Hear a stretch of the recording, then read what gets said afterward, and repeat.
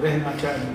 सिया राममय सब जग जानी, और करहु प्रणाम जोरि जुग पानी। इसीलिए गोस्वामी जी ने उपदेश दिया। देखिए आचार्य जी ने कितने सटीक अवसर पर इस चौपाई को गए। अगर सारे जग को सिया राममय मान के चलेंगे तो किसी से राग द्वेष होने का अवसर आएगा ही नहीं। राममय सब जग जानी, और करहु प्रणाम जोरि जुग पानी। और अगर ऐसा नहीं किया तो जाने कब क्या हो गया, कहाँ चूक हो जाए, किसका कौन सा बंधन कहाँ गले पड़ जाए, फिर भुगतते और न जाने कितने जन्म तक कहानी खींच जाए। इसलिए बहुत सतर्क रहने की आवश्यकता है मित्रों, सावधान रहने की आवश्यकता है। तो इस प्रकार ध्रुव जी का ये चरित्र हमने श्रीमद् भागवत जी से कहा। इसके पश्चात राजा वेन की कथा आती है, जो ध्रुव वंश में राजा अंग के पुत्र रूप में आए हैं। और वेन जो ध्रुव वंश में हैं और राजा अंग के यहाँ आए हैं। और ये जो वेन है वो बहुत कठोर था। महाराज जी बृहद धर्म पुराण में सूचना दी गई है, वेन के जन्म से पहले अथवा वेन की राजा बनने से पूर्व इस धराधाम पर वर्ण संकरता नहीं आई थी। ऋषियों ने जब इसे पहले समझाने की चेष्टा की और इस वेन से कहा कि तुम धर्म पूर्वक राज्य करो, शास्त्र की मर्यादाओं की रक्षा करो, यही राजा का धर्म है। अब ये तो बहुत कठोर चरित्र था। बृहद धर्म पुराण में कहा है, वेन ने कहा अच्छा ये लोग कह रहे हैं वर्णाश्रम के अनुसार, तो इस वर्णाश्रम को तोड़वाओ। और इसने जबरदस्ती वर्ण संकर या अंतर जातीय विवाहों को मान्यता जी। और इस वजह से इस दुनिया में वर्ण संकर तब फैल गई। वहां से इसका आरंभ ऋषियों ने लिखा है। अब वर्ण संकर एक ऐसा दोष है, आप स्वयं विचार करिए। महाराज जी गीता में संकरो नरकायैव कुलघ्नानां कुलस्य च पतन्ति पितरो येषां लुप्तपिण्डोदकक्रिया दोषैरेतैः समग्र। जी आप लोग स्वयं विचार करें, एक गाय शुद्ध भारतीय नस्ल की है, देसी गाय, वैज्ञानिक रूप से सिद्ध बात है। उसके जो दूध का बल है उस पर विचार कर लीजिए। और एक गाय जिसका हमने क्रॉस ब्रीडिंग करा दी है किसी दूसरे नस्ल के बैल से, सांड से, तो उस स्थिति में उससे जो बछिया प्राप्त होगी, आगे बड़ी होकर जब वो दूध देगी, आप लोग चाहो तो लैब में टेस्ट करा लो। जब इस क्रॉस ब्रीडिंग के कारण गाय, जिसको हम सब देवता मानते हैं, यदि उसकी नस्ल खराब हो सकती है, तो हम अपने को क्या ऐसा वीआईपी मान के बैठे हैं कि हम यदि जाति इत्यादि का विचार न करके वर्ण सांकर्य पूर्णतः अंतर जातीय विवाहों को अगर आगे बढ़ाएंगे तो हम मनुष्यों की नस्ल क्यों खराब नहीं होगी। जब गाय तक की नस्ल खराब हो सकती है तो मनुष्य अपने आप को क्या ऐसा मान के चलता है। इसलिए मित्रों, बुरा मानने की बात नहीं है, आज मनुष्यों की जो नस्ल है वास्तव में वो खराब हो गई। डिग्रेडेड जो ह्यूमन बीइंग है वो धरती पर इस समय जन्म ले रहा है, क्योंकि जो संस्कार प्रणाली है, जो शास्त्रीय प्रणाली है, उसका एक प्रकार से हम कह सकते हैं रोज रोज उल्लंघन होता है। और वेन उसका जन्मदाता था, क्योंकि ऋषियों का द्रोही था। ऋषियों ने कहा धर्म पूर्वक राज्य करो, वर्णाश्रम धर्म के अनुसार राज्य। बोला अच्छा वर्णाश्रम चाहते हैं, वर्णाश्रम का ही नाश करो। अब जब ऋषियों ने इसे देखा, ये नहीं माना, तो श्राप दे करके इसे मार डाला। इसलिए ऋषियों की अगर शांति है, ऋषि लोग यदि कार्यवाही नहीं कर रहे हैं, तो इसका मतलब ये नहीं सोच लेना चाहिए कि वे कुछ कर ही नहीं सकते हैं।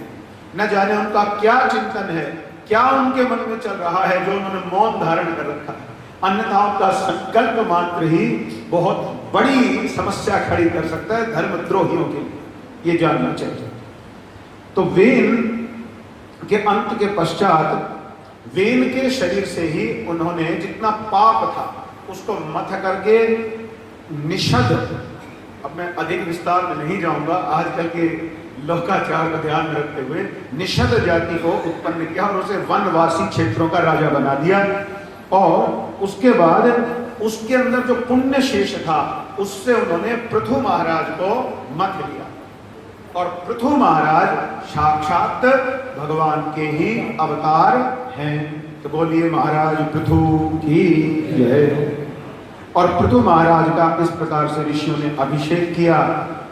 राजा के रूप में वन्य जनों के द्वारा महाराज पृथु की स्तुतियां की गई। महाराज पृथु पृथ्वी पर कुपित हुए क्योंकि पृथ्वी की हालत बहुत खराब थी उस समय। पृथ्वी पर जो सुविधाएं मिलनी चाहिए वो मिल नहीं रही थी। महाराज पृथु को गुस्सा आया कि पृथ्वी के वासियों को दे क्यों नहीं रही है उनका अभीष्ट पदार्थ। तो मित्रों, श्रीमद् भागवत में यह सिद्धांत प्रतिपादित किया है, जब पृथ्वी लोक पर धर्म का पालन बंद हो जाता है तो पृथ्वी संकुचित हो जाती है। इस प्रकार से यूं अर्थात अपने अंदर सब बीजों को, संभावनाओं को समेट ले। जैसे इस समय हो रहा है ना, लगातार इस दुनिया के तथाकथित जो हित चिंतक है वो परेशान है। जो नेचुरल रिसोर्स है यूनिवर्सल लेवल पर आप कह सकते हैं पूरी धरती के स्तर पर वो कम हो रहा है।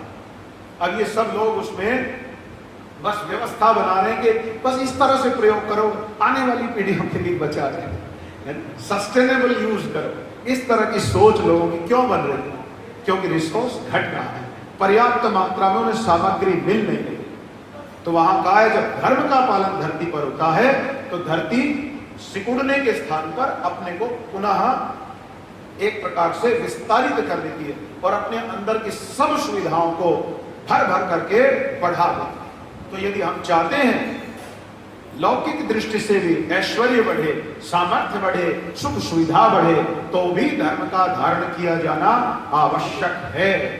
शास्त्र के इस कारण को आजकल लोग महत्व नहीं दे रहे। वे सोचते हैं बस रिसाइकलिंग कर लेंगे, जुगाड़बाजी करके किसी तरह काम चलाते रहेंगे। आप कितना भी जुगाड़ करेंगे 50 साल बाद क्या होगा? आज हालात ये हैं कि हमारे दिल्ली शहर जितना, जो सोशियोलॉजिस्ट है उनका कहना है कि अगले 40-50 साल में भारत को दिल्ली जितनी बड़ी है आकार में, इतनी जगह तो केवल कूड़ादान बनाने के लिए चाहिएगी। इतना तो कूड़ा इकट्ठा हो जाएगा इस देश के पास। जनसंख्या दिन रात बढ़ रही, आप लोग जानते हैं क्या स्थितियां हैं। ये सब हो क्यों रहा है? क्योंकि धर्म को लोग स्वीकार नहीं करना चाहते। एक घर में 4 सज्जन रहते हो मित्रों, घर छोटा हो, घर में कम सुविधा हो तो भी वे गुजारा कर लेंगे, सोच के देखिए। लेकिन एक घर में पर्याप्त धन संपदा हो, सब सुख संपत्ति हो, लेकिन घर में 2 क्या 1 दुर्जन भी रहता हो तो उस पूरे घर का धन संपदा का नाश कर देगा। तो इसलिए दुर्जनों की संख्या अधिक बढ़ रही है। जनसंख्या समस्या नहीं बनती, समस्या बनती है दुर्जन संख्या, क्योंकि वे सब कुछ चाहते हैं, सब कुछ मुझे दो, दुनिया के सारे धन संपदा सुख मेरे घर में ला के रख दो। वो हो नहीं सकता। इसी से हाहाकार मच रहा है। इसलिए धर्म के प्रचार की, धर्म के पालन की महती आवश्यकता बनी हुई है। नहीं स्वीकारेंगे तो सब कष्ट पाएंगे। इस सिद्धांत को पृथु महाराज ने समझा और उन्होंने माता पृथ्वी को आश्वस्त किया कि अब पृथ्वी पर धर्म का पालन होगा, आप अपना विस्तार कीजिए। तब माता पृथ्वी ने गो का रूप धारण किया और पृथ्वी से सभी लोगों ने अपने अपने आवश्यक पदार्थों का दोहन किया। महाराज पृथु ने इसके पश्चात 100 अश्वमेध यज्ञ किए। महाराज पृथु की यज्ञशाला में भगवान ने भी दर्शन दिया। महाराज पृथु ने अपनी प्रजा को धर्मोपदेश दिया कि हम सबको धर्म का ही सदा पालन करना चाहिए। तो मित्रों, इस प्रकार महाराज पृथु की कथा का वर्णन आता है। पृथु की वंश परंपरा में आगे चलकर प्रचेताओं को भगवान रुद्र के उपदेश का वर्णन है। फिर पुरंजनोपाख्यान है। पुरंजनोपाख्यान एक ऐसा विषय है, कभी अवसर मिलेगा तो इस पर हम अलग से ही एक कथा रखेंगे, जिसमें कुछ दिन का केवल पुरंजनोपाख्यान का बारीकी से विश्लेषण किया जाए। यहाँ केवल 7 दिवसीय पूर्ण भागवत कथा में पुरंजनोपाख्यान जैसे गूढ़ विषय को केवल बस कह सकते हैं। ब्रह्म ज्ञान को समझने के लिए, आत्मज्ञान को समझने के लिए श्रीमद् भागवत में ये ऐसा अद्भुत प्रसंग है जिसका लाभ हम सबको उठाना चाहिए। और इस पुरंजनोपाख्यान में ब्रह्म ज्ञान की चर्चा करते हुए 4:28-62 का जो प्रसंग आया है, वहां पर बड़े सुंदर ढंग से उपदेश देते हुए कहा है, अहम भवान न चान्यस्तम त्वमेवाहम विचक्षुभोः न नौ पश्यन्ति कवयश्छिद्रम जातु मनारपि। हे मित्र, जो मैं ईश्वर हूं, भगवान कहते हैं जीव से, जो मैं ईश्वर हूं वही तुम हो, तुम मुझसे भिन्न नहीं हो, और तुम विचार पूर्वक देखो, मैं भी वही हूं जो तुम हो। ज्ञानी पुरुष हम दोनों में कभी भी थोड़ा सा भी अंतर नहीं देखते। ये वर्णन किया गया है। जैसे एक पुरुष अपने शरीर की परछाई को या अपनी छवि को आईने में देखता है और किसी व्यक्ति के नेत्र में भिन्न भिन्न रूप में देखता है, वैसे ही एक ही आत्मा विद्या और अविद्या की उपाधि के भेद से अपने को ईश्वर और जीव के रूप में दो प्रकार से देख रहा है, अन्यथा किसी भी प्रकार का भेद वास्तव में नहीं है। ये पुरंजनोपाख्यान का अंतिम निर्णय श्रीमद् भागवत में दिया गया है, जो शांकर मत के सर्वथा अनुकूल है। इसके बाद प्रियव्रत के चरित्र की कथा पंचम स्कंद में आरंभ होती है। वहां आघनिद्र चरित्र है, राजा नाभि का भी चरित्र आया है, और राजा नाभि